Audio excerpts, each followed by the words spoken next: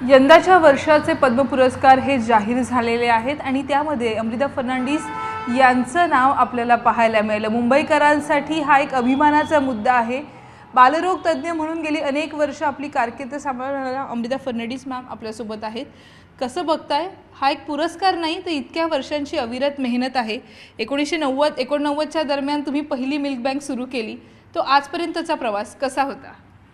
काय ना की सायन हॉस्पिटलमध्ये मी 1976मध्ये जॉईन झालं होतं and then from there on जेव्हा मी गेली होती ते सायन हॉस्पिटलमध्ये गरीब लोक येतात आणि उशिराने येतात, तर मॉर्टॅलिटी रेट बेबीची एकदम जास्त होता, व्हेरी हाय।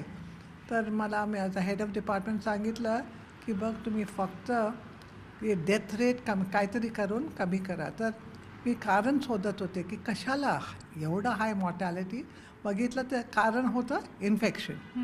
तर इन्फेक्शन म्हणून आता इन्फेक्शन वेगळे प्रकारचे होते, पण वन कॉज ऑफ इन्फेक्शन वर की सर्व लहान मुलाला प्रेमॅच्युअर युनिटमध्ये शिकवे त्यांना वरचं दूध देत होते, ॲनिमल मिल्क, फॉर्म्युला मिल्क आणि बॉटलाने देत होते। तर मला वाटलं की त्यांना डायरिया होऊन sepsis and then we lose the baby. मला वाटतं काहीतरी करायचं, तर मी काय केलं, बॉटल्स बंद केलं आहे, फॉर्म्युला बंद केलं, ॲनिमल मिल्क बंद केलं आणि नंतर मी सांगितलं फक्त आईचं दूध देणार त्यांना। आईचं दूध अमृतासारखं? हां, अमृतासारखं आणि इन्फेक्शन्स होत नाही, म्हणून मी ते चालू केलं। आणि नंतर मला वाटलं की एक आई दूध काढून देणार, पण रात्रीला काय होत होते, तो आई सिरियस असलं तर दूध नव्हतं, तर त्रास होत होते। नंतर मी ऑक्सफर्डला गेली होती सिनियर फेलोशिपसाठी आणि तिथे मी बघितलं की मिल्क बँक आहे। तर मला वाटलं वा, हे तर सायंटिफिक मेथड आहे, तर मी परत येऊन इथे सायन हॉस्पिटलमध्ये चालू करणार। पण इझी नव्हतं, पण काय पण एक मिल्क बँक सुरू करणं आणि आज आपण बघतोय अनेक ठिकाणी मिल्क बँकचं महत्त्व पटलेलं आहे। प्रत्येक मातेला वाटतं आपल्या मुलाला हे अमृत आपण पाजलं पाहिजे, स्तनपान केलं पाहिजे।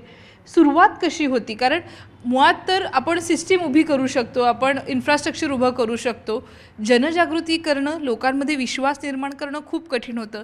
काल जेव्हा पुरस्कार जाहीर झाले त्यावेळेला काय वाटलं? तर काय आहे ना की आमचं इंडियाचं मी सांगते कशाला, मी आईकडे खूप काम केलेलं आहे। ते लोक येत होते मुलाला घेऊन, आणि इंडियन विमेन वेगळेच असतात। आणि जेव्हा मी सांगितलं की तुमचं दूध जास्त असलं तर आम्ही घेऊन देणार, आणि एव्हरी मदर वॉज विलिंग।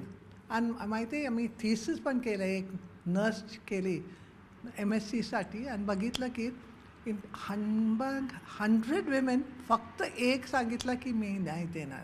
तर it was very easy that time.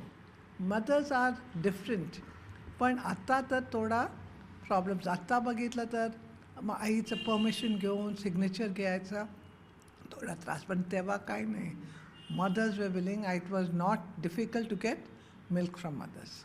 खरं तर सायन हॉस्पिटलमध्ये तुम्ही काम करत असताना तुमचा पुढचा टप्पा होता आयुष्याचाही। कुटुंबाला तुम्ही सांभाळत होता। तुमचं ओरिजिन काय, तुम्ही सुरुवात कुठून केली, शिक्षण कुठे केलं, किंवा तुमच्या परिवारात कळलं, तुमच्या एकूणच वैयक्तिक आयुष्याबद्दल जाणून घ्यायला आम्हाला आवडेल। मी जर गोव्याची आहे पण माझा स्टडीज अंडर ग्रॅज्युएट मी केले कर्नाटक, धारवाड, हुबलीमध्ये, आणि नंतर MD साठी मी आली KMला, आणि तिथे MD केले। नंतर KMतून MD झाल्यानंतर मी सायन हॉस्पिटलमध्ये येऊन काम केले। तो that is my journey into Sion hospital, आणि from paediatrics into neonatology. Madam, खरं तर आता तुमचं कार्य बदललेलं आहे। स्नेहच्या मदतीनं तुम्ही अनेक घरांपर्यंत पोहोचतायत। मुळातच तुमची संस्था कशा पद्धतीनं काम करते, एखाद्याला पद्म पुरस्कार मिळतो याच्यामागे प्रचंड वर्षांची मेहनत असते, समाजानं स्वीकारल्याची ताकद असते, अनेकदा विरोध येतात। असे काही विरोध झाले का? नाही, मला असं मी बघितलं तर जास्त विरोध नाही। कशाला, जेव्हा मिल्क बँक चालू केलं आहे तर प्रॉब्लेम्स होता, आणि दुसरे डॉक्टर्स जे होते त्यांना वाटलं की काय आहे मिल्क बँक, कशाला, एशियामध्ये कुठेतरी मिल्क बँक नव्हता। पण नंतर हळूहळू विथ सायंटिफिक लिटरेचर ते बदललं. पण स्नेहा चालू करताना मला प्रॉब्लेम नाही, that it is other way round. जेव्हा मी स्नेहा चालू केले, मला वाटलं की आम्ही हॉस्पिटलमध्ये मॉर्टॅलिटी कमी करतात, कम्युनिटीमध्ये काय होते, तर मी कम्युनिटीमध्ये केले. पण काय ना, सुरूपासून जे काम आम्ही केलेलं आहे, we work with a BMC, तर maternal referral system in all municipal hospitals. आणि न्यूट्रिशनसाठी आम्ही government we work with the anganwadis. तर जे काम केलं आहे आम्ही पार्टनरशिप बरोबर केलेलं आहे, ऑल विथ पार्टनरशिप. क्रायसिससाठी police and free legalist, and म्हणून एवढं विरुद्ध नाही आलेलं आहे. अँड दुसरा व्हेरी इम्पॉर्टंट मसेल, तिसरा पार्टनर व्हेरी इम्पॉर्टंट, कम्युनिटी. कशाला? ते लोक, त्यांना माहीत आहे की काय आहे, काय होते. आम्हाला वाटते की आम्ही मेडिकल कॉलेजतून आले, आम्हाला माहीत आहे. नाही, community, from the community we learn. आणि आता स्नेहामध्ये ओव्हर 700 व्हॉलंटियर्स बिना पैसे स्नेहाबरोबर काम करतात. So that is a great, I think that's a great achievement. And I can't think of problems.